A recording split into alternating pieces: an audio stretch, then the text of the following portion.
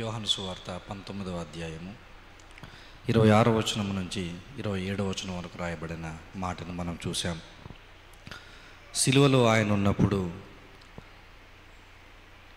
ఇప్పటి వరకు మనం మాట్లాడిన మాటలను బట్టి చూసినప్పుడు అనేకులు ఆయన్ని వ్యతిరేకించిన వారుగా మనం చూసాం. అయితే ఆయన్ను ప్రేమించి ఆయనతో ఉన్నవారు కూడా చాలామంది ఉన్నట్టుగా మనకు లేఖన భాగాల్లో మనకు కనిపిస్తుంది. 25వ వచనంలో చూస్తే ఆయన తల్లియు ఆయన సహోదరియు క్లోపా భార్య అయిన మరియయు మగ్దలేన మరియయు యేసు సిలువ యొద్ద నిలబడి ఉన్నారు. కొంతమంది స్త్రీలు ప్రభు సిలువలో వేలాడుతున్నప్పుడు ప్రభు యొద్ద నిలబడినట్టుగా మనం చూస్తున్నాం. అయితే ప్రస్తావించబడిన వారు వీరు, ప్రస్తావించబడినటువంటి వారు చాలామంది కూడా ఉంటారు. ఆ పరిణామంలో ప్రభువు మాట్లాడుతూ అతను ప్రేమించిన తన శిష్యుడు తన దగ్గర నిల్చుండట చూచి సిలువలో వేలాడుతున్న ఆ ప్రభు ఏమంటున్నాడో తెలుసా? అమ్మా, ఇదిగో నీ కుమారుడు. తన తల్లితో ఏమంటున్నాడు తెలుసా? అమ్మా, ఇదిగో తన శిష్యునితో ఏమంటున్నాడు తెలుసా? ఇదిగో నీ తల్లి. ప్రభువు మరణించి తిరిగి వెళ్ళిపోయేటప్పుడు కూడా కొద్ది క్షణాలలో ఈ లోకాన్ని శాశ్వతంగా విడిచిపెట్టి వెళ్ళిపోయేటప్పుడు కూడా తన కుటుంబ బాధ్యతను ఆయన మరచిపోలేదు. ఇదిగో సిలువలో వేలాడుతున్నప్పుడు తన తల్లి అయినటువంటి మరియను చూసి, తను ప్రేమించిన శిష్యును చూసి, అయ్యా నీ తల్లి, అమ్మా నీ కుమారుడు అని చెప్పి వారిద్దరికీ ఒక చక్కటి ప్రేమపూర్వకమైన కుటుంబ సంబంధాన్ని ఏర్పాటు చేసిన తర్వాత ఆ శిష్యుడు ఆమెను తన ఇంట చేర్చుకొనెను. ఇక నుంచి ఇదిగో తల్లి, ప్రభువు మరణానంతరము ఇదిగో బ్రతుకున్నంత కాలము నేను నీకు కుమారునిగా నీ సంపూర్ణ బాధ్యతలు నేను తీసుకుంటాను, నీ సంపూర్ణ అవసరతలు నేను చూసుకుంటాను అని చెప్పి శిష్యుడు ఒక బాధ్యతను తీసుకోవడానికి ప్రభువు ఆ మాటను పలికినట్టుగా మనకు కనబడుతుంది. అయితే దీనికి విరుద్ధమైనటువంటి ఒక మాట ప్రభువు ఒక సందర్భంలో మాట్లాడినట్టుగా మనకు బాగా తెలుసు. ఒకసారి ప్రభు జనసమూహముల మధ్య ఉన్నప్పుడు ఆయన తల్లియు ఆయన సహోదరులు ఆయన యొద్దకు కలిసి మాట్లాడటానికి వచ్చినప్పుడు ప్రభు ఏమంటాడు? ఎవరునా తల్లి, ఎవరునా సహోదరులు. ఒకసారి మీరు ఆలోచించండి. మీ అబ్బాయి లేదా మీ అమ్మాయి కాలేజీలోనికి మీరు వెళ్ళిన తర్వాత మీరు అందంగా లేరని, మీరు సౌష్టంగా లేరని, బక్క చిక్కిపోయి ఉన్నారని నలుగురి మధ్య మిమ్మల్ని మా తల్లి కాదు మా తండ్రి కాదు అని ఒకవేళ అన్నారనుకోండి, తట్టుకోగలరా మీరు? ఒక మాట ఉదాహరణకు, అమ్మ నువ్వు నాకు అమ్మవు కాదంట కదా, నువ్వు కొనుక్కున్నావంట కదా అని ఒకవేళ ఏదైనా అంటే ఒక తల్లిగా నీ హృదయం ఎంత కలిచివేస్తుంది, ఒక తండ్రిగా నువ్వు ఎంత బాధపడిపోతావు. కానీ మరియను మీరు చూడండి, ఇదిగో ఎవరు నా తల్లి అని జనసమూహముల మధ్య పలికిన ఆ ప్రభు దగ్గర మరియ వెళ్ళిపోయినప్పుడు ప్రభు ఏమంటున్నాడు తెలుసా? అమ్మా నువ్వు ఇదిగో ఇతను నీ కుమారుడు, ఇదిగో ఇతను ఈమె నీ తల్లి అని చెప్పి ఒకరికి సంబంధాన్ని ఏర్పాటు చేస్తూ ప్రభు మనకి ఏం నేర్పిస్తున్నాడో తెలుసా? కుటుంబ సంబంధాల యొక్క విలువను మనకు నేర్పిస్తున్నాడు. ఈ దినాలలో కరువైపోయింది ఏంటో తెలుసా? తల్లిదండ్రుల మధ్య సఖ్యత లేకుండా పోయింది, పిల్లల మధ్య సఖ్యత లేకుండా పోయింది, అన్నాదమ్ముల మధ్య సఖ్యత లేకుండా పోయింది. ఆస్తుల కోసం గొడవపడుతున్నాము, అంతస్తుల కోసం గొడవపడుతున్నాము, పేరు ప్రఖ్యాతుల కోసం గొడవపడుతున్నాము. కుటుంబాలుగా విడిపోయి ఎవరికి వారు ఏమంటున్నాం తెలుసా? మేము వెల్ సెటిల్డ్ అండి, మా అబ్బాయి అమెరికాలో సెటిల్డ్ అయ్యాడు, మా అమ్మాయి ఇజ్రాయెల్లో సెటిల్డ్ అయింది, మేము ఇదిగో 5 అన్నదమ్ములము, ఎవరి మొహం ఎవరు చూసుకోము, 5 అక్కా చెల్లెలము, ఎవరంటే ఎవరికి పడదు, మేము 5 అని చెప్పుకుంటాం, మేము 10 మంది అని చెప్పుకుంటాం. 10 మందిలో కలవలేనటువంటి విశ్వాసులు సంఘంలోనికి వచ్చి మనం చలామణి అవుతున్నామంటే దాని అర్థం ఏంటి? దేవుడు ఏం నేర్పిస్తున్నాడో తెలుసా? ఇదిగో నువ్వు కుటుంబస్తులతో సమాధాన పడలేని స్థితి ఉన్నప్పుడు, కుటుంబస్తుల మధ్య నువ్వు సఖ్యత లేనప్పుడు సంఘంలోనికి వచ్చి ఎవరి మధ్య సమాధానం ఉంటుంది, ఎవరి మధ్య సఖ్యత ఉంటుంది? కాబట్టి ప్రభు ఏం నేర్పించి వెళ్ళిపోయాడు తెలుసా? ఇదిగో మీరిద్దరూ కలిసే ఉండాలి, నువ్వు ఇదిగో బ్రతికినంత కాలము ఇతని దగ్గరే ఉండాలి, నువ్వు బ్రతికినంత కాలము నీ తల్లిని నువ్వు చూసుకోవాలని ఒక తల్లి కుమారుల మధ్య సంబంధాన్ని ప్రభు నేర్పించాడు. నేర్పించకుండా ముందు ఆయన కుటుంబ బాధ్యతను మోసాడు. 30 సంవత్సరాలు ఆయన ఎవరికి లోబడి ఉన్నాడో తెలుసా? ఇదిగో తల్లిదండ్రులకు ఆయన లోబడి, దేవాది దేవుడు ఆయన, పరలోకంలో నుంచి వచ్చాడు ఆయన. ఈ సర్వ సృష్టికి కారణమైన, ఈ సృష్టిని సృజించిన వ్యక్తి ఆయన. మాట చేత ప్రకృతిని గద్దించగలిగినటువంటి వ్యక్తి ఆయన. ఎవరికి లోబడిపోయాడో తెలుసా? ఇదిగో సామాన్యులుగా పేద కుటుంబాల్లో నుంచి వచ్చినటువంటి మరియకు, యోసేపుకు ఆయన లోబడి బ్రతికి మనకు నేర్పిస్తున్నటువంటి ఒక అద్భుతమైన పాఠం ఏంటో తెలుసా? మన కుటుంబాలలో పిల్లలు మనకు లోబడాలి. మన కుటుంబాలలో మనము తల్లిదండ్రులను మనము జాగ్రత్తగా చూసుకోవాలి. ఇక్కడ చాలామంది ఉన్నారు కదా, మీ అందరికీ తల్లిదండ్రులు ఉన్నారు కదా.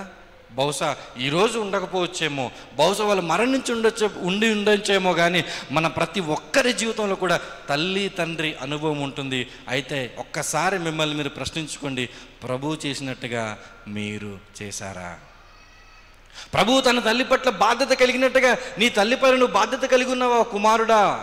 ప్రభువు తన తల్లి పట్ల బాధ్యత కలిగినట్టుగా నీ తల్లిదండ్రులపైన బాధ్యతను కలిగి ఉన్నావా కుమార్తె? ఒకవేళ నువ్వు కలిగి ఉండకపోతే ప్రభు సిలువలో ఉండి నీకు నేర్పిస్తున్న ఒక మాట, ఆయన సిలువలో ఉండి చేస్తున్న ఒక ప్రసంగం ఏంటో తెలుసా? తల్లి ఇదిగో ఇతనే నీ కుమారుడు, తండ్రి ఇదిగో శిష్యుడా ఇదిగో ఈమె నీ తల్లి అని చెప్పి ఎందుకు వెళ్ళిపోయాడనంటే, ఇదిగో కుటుంబ సంబంధాలలో ఐక్యత రావాలి, కుటుంబాలు కట్టబడాలి, కుటుంబాలుగా మీరు ఆరాధించాలి. ఎవరికి వారు విడిపోయి ఎవరి జీవితాన్ని వారు చూసుకుంటూ ప్రభువుని ఆరాధించే కుటుంబాలను దేవుడు కోరుకోవట్లేదు, కానీ ఒకరి పట్ల ఒకరు బాధ్యత కలిగి ఉండేటువంటి వారిని దేవుడు ఆశిస్తున్నాడు. కానీ చూడండి, యేసు ప్రభు వారు వచ్చే నాటికి ఆ రోజు పరిస్థితులు ఎలా ఉన్నాయో ఒకసారి మనం చూడాలి. ఎందుకు ఈ మాట ఆయన శిలువలో పలికాడంటే వెనుక గొప్ప అద్భుతమైనటువంటి సంఘటనను పరిశుద్ధ గ్రంథంలో రాయబడింది. అలాంటి పరిణామాలు ఉన్నాయి కాబట్టి ప్రభు ఆ మాటను పలికినట్టుగా మనం చూస్తున్నాం. మత్తయి గారు రాసినటువంటి సువార్త 15వ అధ్యాయము, మత్తయి గారు రాసినటువంటి సువార్త 15వ అధ్యాయము 3వ వచనాన్ని చూడండి. అందుకు ఆయన మీరు మీ పారంపర్యాచారము నిమిత్తమై దేవుని ఆజ్ఞను ఎందుకు అతిక్రమించుచున్నారు? దేవుడు ప్రశ్న అడుగుతున్నాడు. ఆజ్ఞలు ఒకవైపు ఉన్నాయి, మీ ఆచారాలు కూడా ఒకవైపు ఉన్నాయి. దేవుని ఆజ్ఞలు ఒకవైపు ఉన్నాయి. పరిశుద్ధ గ్రంథములో 66 పుస్తకాల సమ్మేళనంగా నీ ఎదుట దేవుడు కొన్ని ఆజ్ఞలను పెట్టినప్పుడు నీ ఆజ్ఞలు పాటించవు, కానీ నువ్వు దేన్ని పాటిస్తావో తెలుసా? నీ మనోభావాలను పాటిస్తావు. మా అత్తగారు ఆ మాట అన్నారు కాబట్టి నా మనోభావం దెబ్బతింది కాబట్టి ఆమెను ఇంటి నుంచి నేను బయటికి గెంటేశాను. నేను మా మామగారు ఆ మాట అన్నారు కాబట్టి మెడపట్టుకొని ఆయన పక్క రూలోకి నేను నెట్టేశాను. నేను నీ మనోభావాలకు విలువనిస్తున్నావు, కానీ దేవుని ఆజ్ఞలకు నువ్వు విలువనివ్వటం లేదు.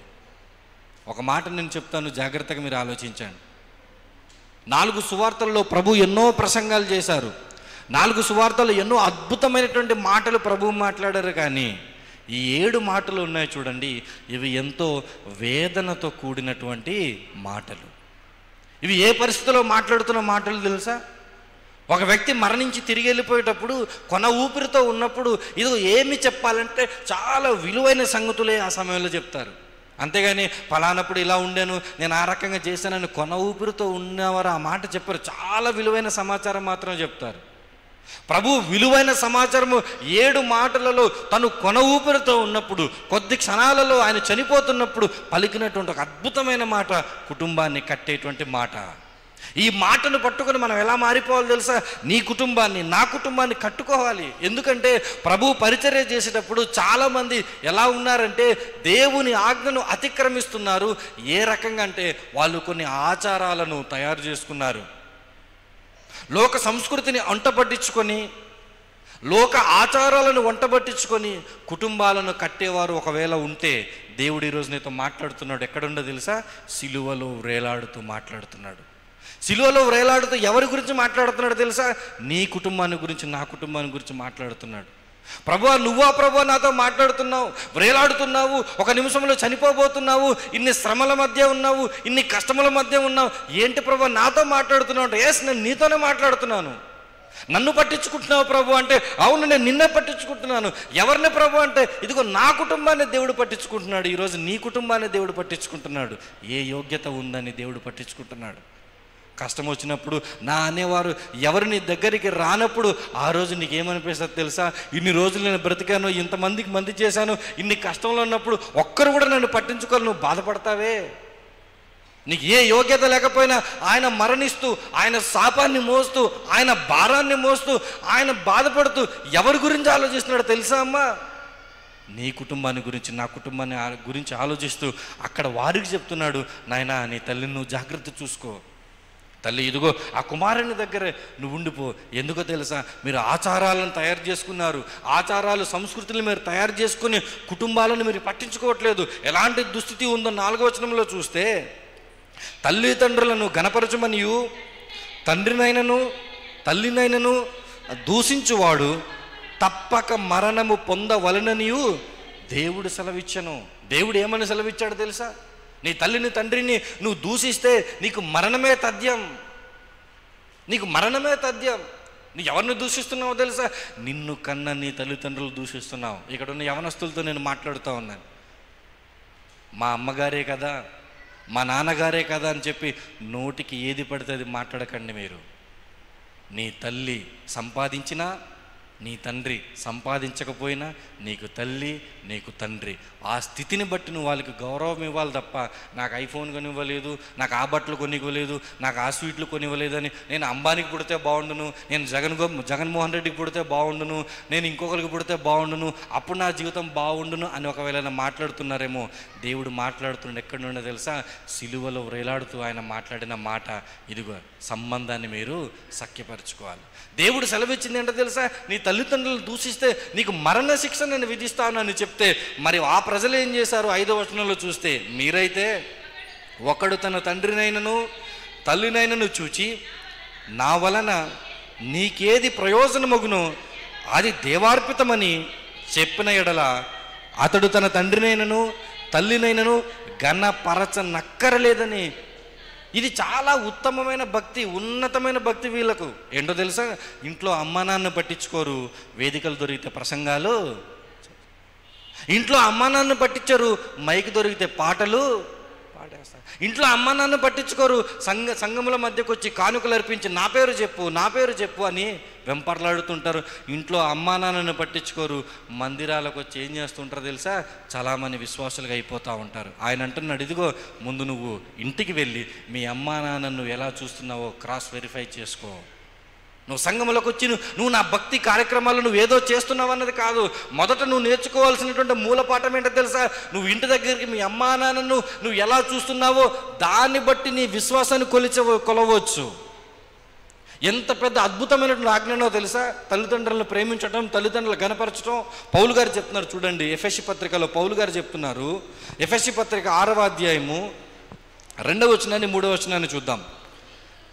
నీకు మేలు కలుగునట్లు నీ తండ్రిని నీ తల్లిని సన్మానింపుము, అప్పుడు నీవు భూమి మీద దీర్ఘాయుష్మంతుడవగుదువు. ఇది వాగ్దానముతో కూడిన ఆజ్ఞలలో మొదటిది.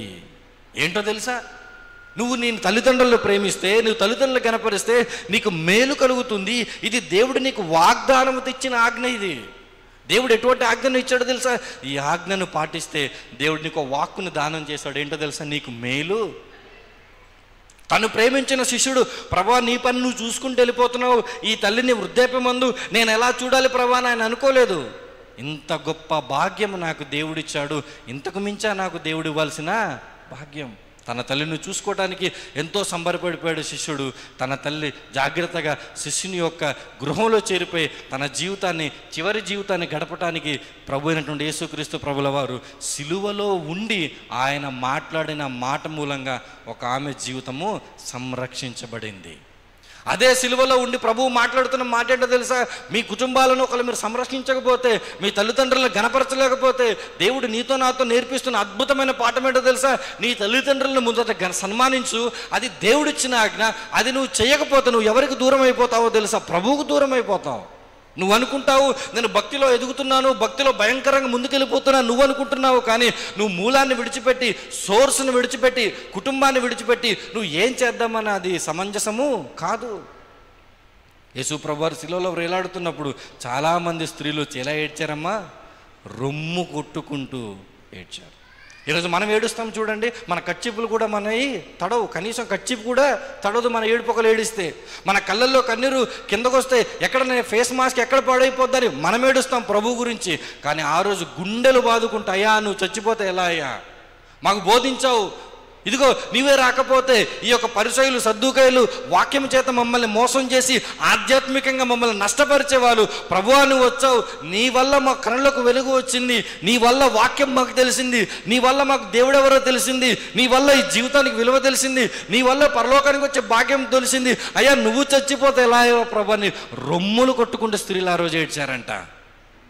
బాధపడితే ఏడుస్తున్నారు. ఆ రోజు ఏడుస్తున్నప్పుడు ప్రభు ఏమంటున్నాడు తెలుసా? అమ్మా మీరు నా కోసం ఏడవకండి, మీరు నా నిమిత్తం మీరు బాధపడకండి, నా నిమిత్తం మీరు ఏడవకండి. మీరు ఎవరి కోసం ఏడవాలి తెలుసా? మీ నిమిత్తము, మీ పిల్లల నిమిత్తం, మీ కుటుంబాల కోసం మీరు ఏడవాలి. మీ కుటుంబాల ఆత్మీయ జీవితంలో ఏ స్థితిలో ఉంది?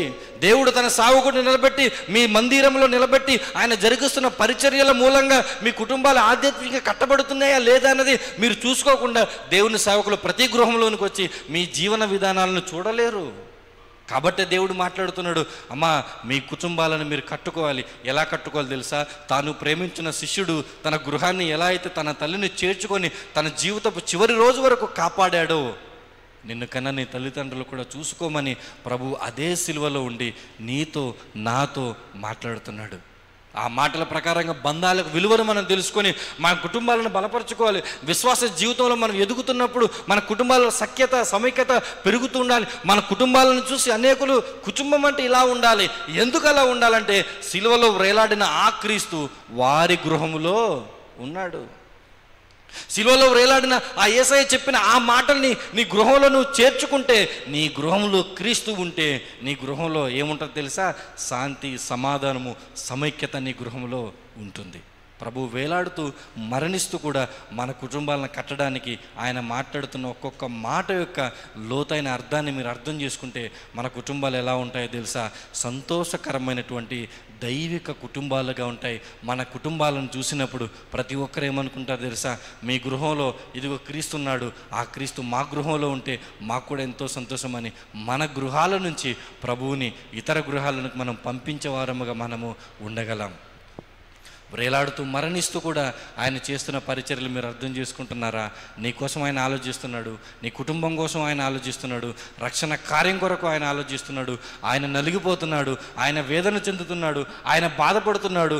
ఆయన శరీరము ఆయనకి రకరకాలైనటువంటి లోపల రకరకాల విధానాల్లో అంతరంగిక అవయవాలు ఇబ్బంది పెడుతున్నాయి. ఆయన ఆ పరిస్థితుల్లో ఉండి కూడా ఆయన నలిగిపోతుండి కూడా ఇదిగో నేను ప్రేమించిన నా బిడ్డలు, నేను ప్రేమించిన నా విశ్వాసులు, నేను ప్రేమించిన నా శిష్యులు, నేను ప్రేమించిన నా ప్రియులు వారు కుటుంబాలతో సంతోషంగా ఉండాలని చెప్పి ఆయన అక్కడ నలిగిపోయాడు. ఆయన నలిగిపోయింది. ఈరోజు ప్రభువుని గురించి కన్నీరు కార్చాల్సింది దేనికో తెలుసా? ఆయన నలిగిపోయింది నీ కుటుంబం కోసం. ఆయన వేదన పడింది నీ కుటుంబం కోసం. ఆయన చింతించింది, ఆయన నిందలు పడింది నీ కుటుంబం కోసం. ఆయన వస్త్రాలు చింపిన మౌనం ఉంది నీ కుటుంబం కోసం. ఆయన ముఖం మీద ఉమ్ము వేసిన ఆయన మౌనం ఉంది నీ కుటుంబం కోసం. నీ కుటుంబం కోసం ఎవరు పట్టించుకుంటారు? కానీ నా యేసయ్య పట్టించుకున్నాడు. ఎప్పుడో తెలుసా? కొన్ని 2000 సంవత్సరాల క్రితం భూమి మీదకి నేను రాకుండా ముందే నా కుటుంబం కొరకు ఆయన గొప్ప కార్యాన్ని చేశాడు. నా కుటుంబంలో రక్షణ భాగ్యాన్ని ఇవ్వటం కొరకు ఆయన బలైపోయాడు. అటువంటి ప్రభువుని మన జీవితంలో మనం అంగీకరించి ఆయన చెప్పిన మాటల ప్రకారంగా మన కుటుంబాలు కట్టబడాలని మనస్ఫూర్తి కోరుకుంటూ నా 3వ మాటను నేను ముగిస్తున్నాను.